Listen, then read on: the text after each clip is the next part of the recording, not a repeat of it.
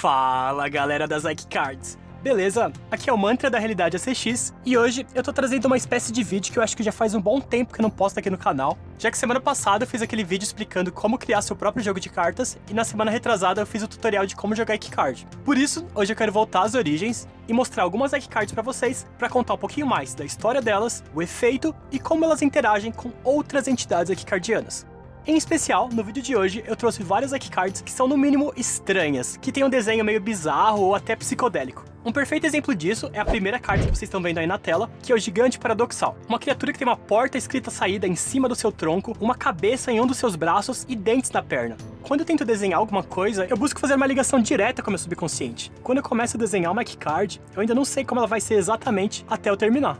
E agora, falando um pouco da história dessa carta, ela tá inclusa dentro do deck da Autoshi. A Autoshi é essa outra carta que eu tô mostrando agora, que é a Varinha do Infinito. É um instrumento que dá todo o conhecimento do universo para aquele que a toca, só que isso pode acabar te enlouquecendo no processo, através de uma série de visões e alucinações que são despertadas naquele que tentar manuseá-la, como por exemplo, o Gigante Paradoxal. Então, inclusive na terceira geração, vão ter uma série de criaturas que vão seguir esse estilo meio macabro para simbolizar as entidades que perturbam aquele que manuseia a Autoshi.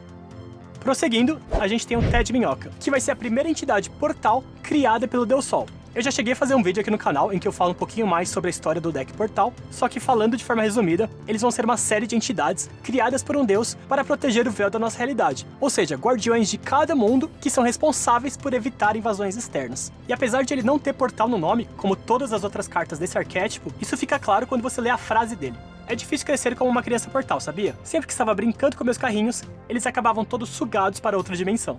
Eu tenho um amigo que ele chegou a fazer uma fanart do Ted Minhoca, e eu até tava querendo mostrar pra vocês como seria essa criatura num formato mais realista, como ela continuaria tão bizarra.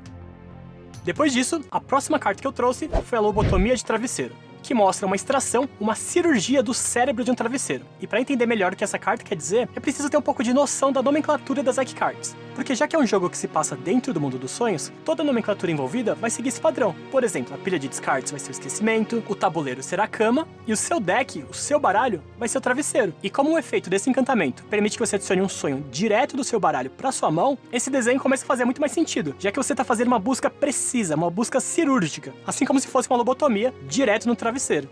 Depois, a próxima carta que eu trouxe foi o Pimentus Reproductus. O Pimentus é essa criatura que você está vendo agora na tela, onde você tem duas entidades ligadas entre si por um mesmo estômago, como se fossem dois irmãos siameses colados um no outro. E cada um desses corpos possuem personalidade própria, vontades próprias e sentimentos próprios.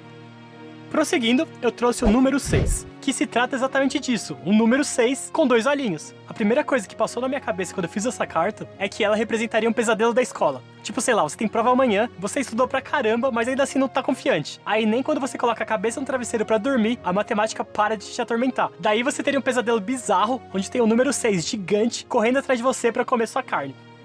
Em seguida, a próxima carta é a Nova Vida, que conta basicamente como você faz para criar uma entidade Ike Cardiana. E eu vou passar a receita. Todas as criaturas em Ike Cardia têm como origem a terra. Suas almas são semeadas em um fértil solo e após 7 dias de muito carinho, os frutos começam a surgir. O que eu acho muito bizarro e também muito legal dessa carta é o fato de ser uma folha que tem duas asinhas, o que é totalmente inútil, porque se você vai ter uma folha presa na terra para sempre, qual o propósito de ela ter duas asas batendo por aí? Mas novamente, Ike Card é um jogo que se passa dentro do mundo dos sonhos, então logo tudo é possível e qualquer tipo de criatura pode ser imaginado. Depois, a próxima carta que eu trouxe foi o Cidados. Eu acredito que eu já cheguei a mencionar ele em outro vídeo, mas não tinha como fazer uma série de criaturas bizarras sem incluir ele. O Cidados é esse sonho meio quadrado que você tá vendo, de onde crescem por todos os seus poros casas e apartamentos. O problema é que não só crescem casas para fora do seu corpo, como esses móveis crescem no seu interior, provocando uma baita dor de cabeça. Continuando, eu trouxe aqui o Era, que tá aqui para representar o deck Tofiano. É porque além das Ike Cards, tem outro projeto que eu também já estava desenvolvendo há muito tempo. Só que em vez de um jogo de tabuleiro, era algo online, algo digital. E o nome desse projeto era Tales of Fate, que se você pegar só a sigla, fica TOF. Daí, como homenagem a esse jogo, eu resolvi criar um arquétipo inteiro baseado no TOF. Só que como toda Ike Card tem uma história meio absurda, eu criei uma historinha interna que os produtores das Ike Cards não teriam a verba suficiente para contratar os atores multimilionários do TOF. Por isso, o que as Ike Cards fizeram foram contratar essas estranhas criaturas roxas que podem modificar sua forma como bem desejarem. Daí, fica muito mais barato você contratar um ator que pode se transmutar em qualquer coisa, inclusive nos personagens do TOF, do que realmente contratar os originais. Eu sei que é uma história bem boba, mas é que eu gosto de às vezes adicionar esse caráter mais nonsense e cartunesco, porque realmente tem Ike Cards de todos os tipos, desde umas mais sérias até umas bobinhas. Depois dele, eu trouxe esse bichinho aqui, que representa uma caneca de café raivosa. Uma caneca que não importa quanto de café ela tenha, ela não consegue acordar. Afinal, ela está dentro do mundo dos sonhos. Eu trouxe essa carta como exemplo de que todo objeto e tudo pode ter uma versão animada dentro das Ike Cards. Afinal, tudo é possível dentro do mundo dos sonhos. Uma outra carta nessa mesma pegada foi o presente amaldiçoado, que tem uma frase muito legal. Se eu abrir mais um presente e for meia de novo, eu juro que me jogo da janela. Muito bobo, né, mano? Que é a história de um presente que foi dado pra um cara que já tava tão revoltado e tão frustrado de ter tantos presentes ruins que ele amaldiçoou esse presente e devolveu pro cara. Daí você tem essa entidade, caixa, comedora de pessoas que dão presentes ruins no Natal. Em seguida, a gente tem a transmutação de gatinho, onde você tem ao mesmo tempo uma árvore, metade gato e metade um outro bichinho estranho. É um encantamento que conta a história de um experimento de laboratório que o reino dos humanos vai fazer para transmutar qualquer objeto. E o próprio efeito dessa carta dialoga com essa história, porque quando você ativa ela, você sacrifica um sonho do seu lado da cama e busca um outro do seu travesseiro que tem o mesmo nível de rank. Então, por exemplo, você pode sacrificar um sonho de rank 2 e trazer um outro de rank 2, ou sacrificar um de rank 3 para trazer outro de rank 3. Como se realmente fosse uma transmutação, você estivesse transformando uma carta em outra. Mas ainda assim tem umas condições necessárias, porque para buscar um rank 1, você precisa sacrificar um rank 1. Você não pode sacrificar rank 1 e trazer um 3. Assim como você não conseguiria transmutar uma geladeira em um navio, por exemplo, porque ambos não possuem a mesma massa e nem a mesma estrutura molecular. Depois, a gente tem o Filhote de Pesadelo, que está inserido no contexto de um deck que ainda não está completo, mas que eu pretendo aperfeiçoar na terceira geração, que é justamente o baralho do Rei Pesadelo. Como no vídeo de hoje eu queria pegar algumas Ike Cards muito malucas, eu trouxe o Filhote de Pesadelo pela infinidade de interpretações que podem ser tiradas do desenho dele. Por exemplo, se você olhar no chifre do Filhote de Pesadelo, esse chifre pode ser tanto um chifre, mas também pode ser uma letra A, pode ser uma montanha, tanto é que tem um solzinho do lado, e pode ser a ponta de um lápis, pois é assim que esse pesadelo causa discórdia entre os humanos. Ele é capaz de transformar em realidade tudo que escreve em um papel.